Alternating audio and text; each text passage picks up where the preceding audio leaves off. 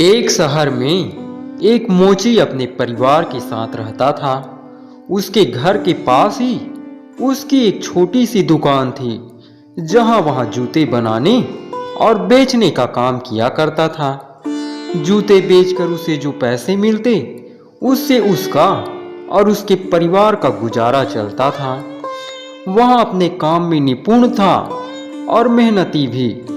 इसके बावजूद भी एक समय ऐसा आया कि जब उसके बनाए जूते बिकने कम हो गए। जो बिकते वे भी बहुत कम दाम पर। उचित दाम न मिल पाने के कारण उसका धंधा मंदा चलने लगा। उसकी दुकान पर आने वाले ग्राहकों की संख्या कम हो गई। नतीजतन उसकी जमा पूंजी समाप्त होने लगी। स्थिति ये आ गई कि घर चलाने के लिए उसे पत्नी के गहने गिरवी रखने पड़े, घर का सामान बेचना पड़ा। यह बुरा दौर उसकी चिंता का कारण बन गया। वह हर समय चिंता में डूबा रहता। उसे चिंतित देख उसकी पत्नी हमेशा ढांढस बंधाती, देखिए, ऊपर वाला सब देख रहा है, उस पर भरोसा रखिए, यकीन मानिए, सब ठीक हो जाएगा। पत्नी की बात पर वह मुस्कुरा देता, लेकिन अंदर ही अंदर चिंता में घुलता रहता। उसकी दुकान में जूते बनाने का सामान भी खत्म हो चला था। तैयार जूतों में बस एक जोड़ी जूते बचे थे, जिसे खरीदने दुकान पर कोई ग्राहक नहीं आ रहा था। एक दिन वहां अपने बनाए आखिरी जूते बेचने बाजार चला गया। जूते बिक गए। जो पैसे मिले उससे उसने घर की जरूरत का कुछ सामान खरीदा और घर वापस आने लगा। रास्ते में उसे एक गरीब बूढ़ी औरत दिखाई दी। उसने कुछ पैसे देकर उसकी मदद की और घर चला आया। शाम को जब वह अपनी दुकान में गया तो देखा कि वहां चमड़े का बस एक छोटा टुकड़ा बचा हुआ है। उस टुकड़े से सिर्फ एक जूता बन सकता था। उसने जूते बनाने के लिए चमड़ा तो काट लिया, लेकिन रात हो जाने के कारण जूते नहीं बना पाया। अगले दिन जूते बनाने का सोच वह घर आकर सो गया। अगली सुबह वह जब अपनी दुकान पर गया तो चकित रह गया। जहां वह चमड़ा काट कर रखा गया था, वहां बहुत ही सुंदर जूते रखे हुए थे। इतने सुंदर जूते उसने कभी देखे ही नहीं थे। उन्हें बेचने जब वह बाजार गया तो उसे उसके बहुत अच्छे दाम मिले।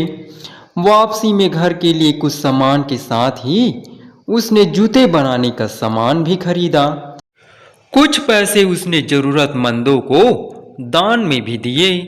उस रात उसने 2 जूते बनाने के लिए चमड़ा काट कर रखा। अगली सुबह दुकान में उसे 2 जोड़ी सुंदर जूते मिले। वह हैरान था।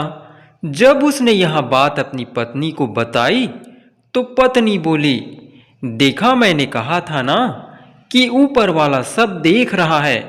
उसका ही आशीर्वाद है कि कोई नेक दिल इंसान हमारी मदद कर रहा है।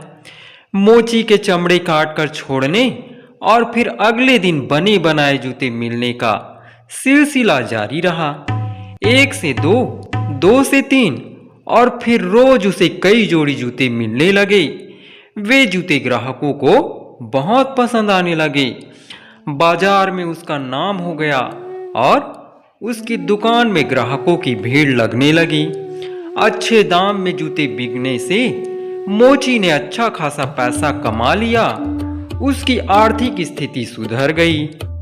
वह और उसकी पत्नी सदा मन ही मन उन नेक दिल लोगों का धन्यवाद करते थे, जो रोज रात उनकी दुकान पर आकर जूते बना जाते थे। एक दिन मोची की पत्नी बोली, इतने समय से कोई हमारी इतनी मदद कर रहा है और हमें उनके बारे में कुछ भी पता नहीं। क्यों ना आज रात जागकर हम दुकान की रखवाली करें और देखें कि कौन रोज हमारी मदद के लिए आता है। मोची को पत्नी की बात जच गई। उस रात दोनों सोए नहीं, बल्कि दुकान में जाकर छुप गए। कुछ घंटे इंतजार करने के बाद उन्होंने देखा कि खिड़की के रास्ते 3 बौने दुकान के भीतर आए और गीत गुनगुनाते हुए कटे हुए चमड़ों से जूते बनाने लगे। मोची और उसकी पत्नी उन्हें छुप कर देखते रहे। रात भर मेहनत कर जूते बनाने के बाद तीनों बौने खिड़की के रास्ते ही वापस चले गए। उनके जाने के बाद मोची और उसकी पत्नी आपस में बात करने लगे। मोची की पत्नी बोली, उन 3 बौनों ने हमारी बहुत मदद की है, हमें उन्हें उपहार देकर अपनी कृतज्ञता व्यक्त करनी चाहिए। तुम ही बताओ, हमें उन्हें उपहार में क्या देना चाहिए? मोची ने पूछा। तुमने ध्यान दिया, उनके कपड़े और जूते पुराने हो चुके थे।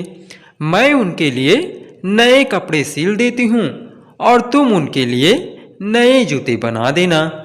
मोची मान गया। बाजार से सामान लाकर वे बौनों के लिए कपड़े और जूते बनाने लगे। कुछ दिनों में कपड़े और जूते तैयार हो गए। कपड़े बहुत ही सुंदर बने थे और जूते शानदार थे। उस रात चमड़े के स्थान पर उन्होंने बौनों के लिए तैयार किए कपड़े और जूते रख दिए। रात जब तीनों बौने दुकान के भीतर आए तो चमड़े के स्थान पर अपने नाप के कपड़े और जूते देखकर बड़े खुश हुए। कपड़े और जूते पहनकर वे नाचने गाने लगे। उन्हें नाचता गाता देख मोची और उसकी पत्नी बहुत खुश हुई। वे समझ गए कि बौनों को उनका उपहार पसंद आ गया है।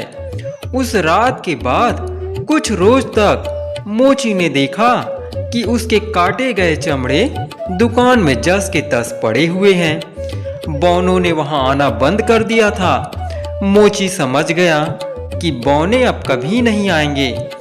बौनों को मोची की जितनी मदद करनी थी वे कर चुके थे। अब मोची ने अपनी मेहनत से जूते बनाने का निश्चय किया। इतने दिनों में उसे ग्राहकों की पसंद नापसंद का अंदाजा लग चुका था और हुनर की उसमें कोई कमी नहीं थी। मेहनत से वहां जूते बनाने की अपनी कला को और निखारने लगा। अब उसके बनाए जूते भी बौनों द्वारा बनाए गए जूतों जैसे सुंदर थे। ग्राहकों को उसके बनाए जूते भी पसंद आने लगे। वे उसकी दुकान में आते रहे और उसकी दुकान सबसे सुंदर जूतों वाली दुकान के रूप में शहर भर में मशहूर हो गई।